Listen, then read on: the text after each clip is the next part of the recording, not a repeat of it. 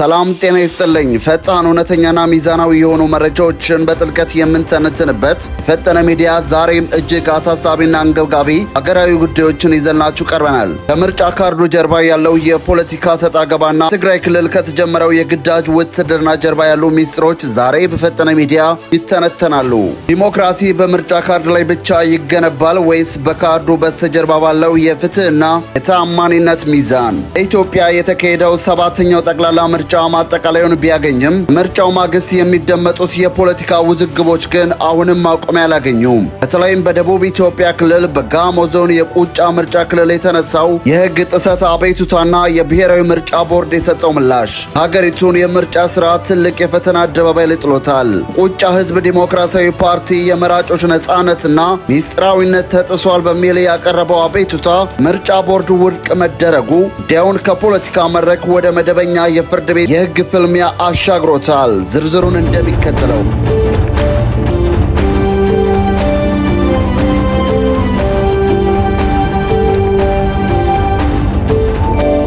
ባለፈው ግንቦት 24 ቀን በተካሄደው የድምፅ አሰጣጥ ሂደት ላይ የቁጫ ህዝብ ዲሞክራሲያዊ ፓርቲ ከባድ ስጋቶችን አቅርቦ ነበር። ፓርቲው ጽህፈት ቤት ኃላፊ አቶ ባንዲራ በላቸው እንደሚሉት በምርጫው ላይ የተፈጸመው ማጭበርበር ተራ አልነበረም። እጅግ ረቂቅና ስልታዊ የነበረ በመሆኑ መደበኛ በሆነ የአይን ምስክርነት ወይም በወረቀት እይታ ብቻ ሊደረስበት አይችልም። በዚህም ምክንያት ፓርቲው የጣት አሻራን ጨምሮ በከፍተኛ የቴክኖሎጂ ፎረንሲክ ምርመራ የተደገፈ ጥልቅ ማጣራት እንዲደረግ ቦርዱን በይፋ ጠይቆ ነበር። ሆኖም ግን የኢትዮጵያ ብሔራዊ ምርጫ ቦርድ ያቋቋመው አጣሪ ኮሚቴ የፓርቲውን የቴክኖሎጂ አጠቃቀም ጥያቄ ወደ ጎን በመተው በቂ ማስረጃ አልቀረበም በሚል አቋራጭ ምላሽ አቤቱታውን ውድቅ አድርጎታል። ይህ የቦርዱ ድምዳሜ ቦርዱ ዘመናዊና ረቂቅ የሆኑ የምርጫ ማጭበርበሮችን በቴክኖሎጂ የመመርመርና የፎረንሲክ ምርመራ የማድረግ ባለሙያ አቅም የለውም ወይ የሚልና ጉዳዩን በጥልቀት ከመረመረ ሊመጣ የሚችለውን የፖለቲካ ቀውስ በመፍራት እውነታውን ለመጋፈጥ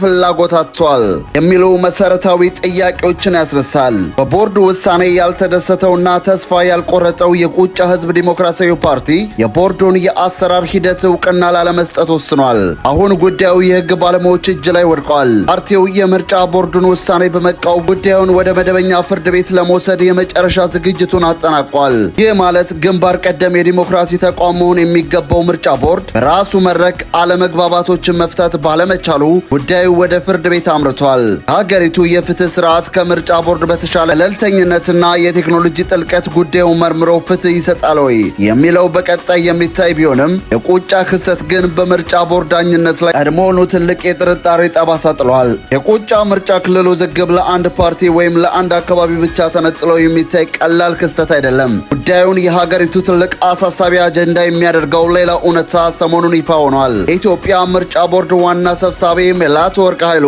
በሰጡት ይፋዊ መግለጫ እንዳመኑት ከተፎካካሪ ፓርቲዎችና ከግል እጩዎች በተመሳሳይ መልኩ ከ120 በሚጠጉ የምርጫ ክልሎች ላይ ተመሳሳይ የአቤቱታ ጥያቄዎች ቀርበዋል። ይህ ማለት የቁጫው ጉዳይ በመቶዎች ለሚቆጠሩት ቅሬታዎች ቦርዱ ሊሰጥ የሚችለውን አጠቃላይ ምላሽ ማሳያ ሊሆን ይችላል የሚል ከባድ ስጋት ፈጥሯል። ቦርዱ ሁሉንም ቅሬታዎች በቂ ማስረጃ የለም በሚል የተለመደ የቢሮክራሲ ምላሽ ብቻ ውድቅ የሚያደርግ ከሆነ ሰባተኛው ጠቅላላ ምርጫ አጠቃላይ ተአማኒነት ጥያቄ ውስጥ መውደቁ አይቀሬ ነው።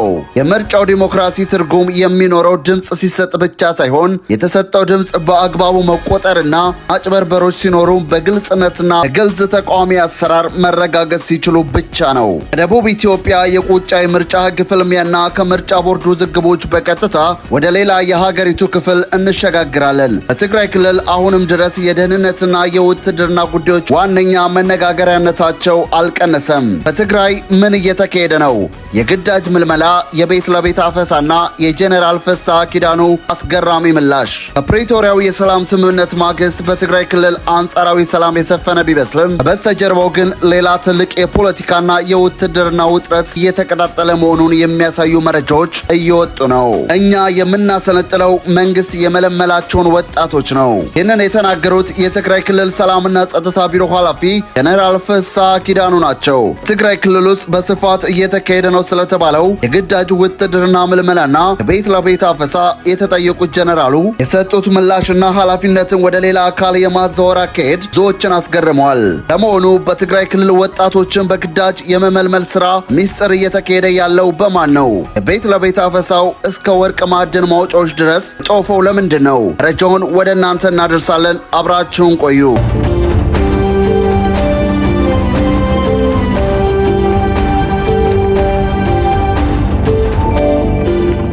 የተለያዩ የዜና ምንጮችና የምርመራ ዘገባዎች እንደሚያመለክቱት ይህንን ሰፊና አነጋጋሪ የግዳጅ ወታደራዊ ምልመላ በላይነት እየመራ ያለው በዶክተር ደብረጽዮን ገብረ ሚካኤል የሚመራው ማዕከላዊ ኮማንድ ፖስት እንደሆነ ይነገራል።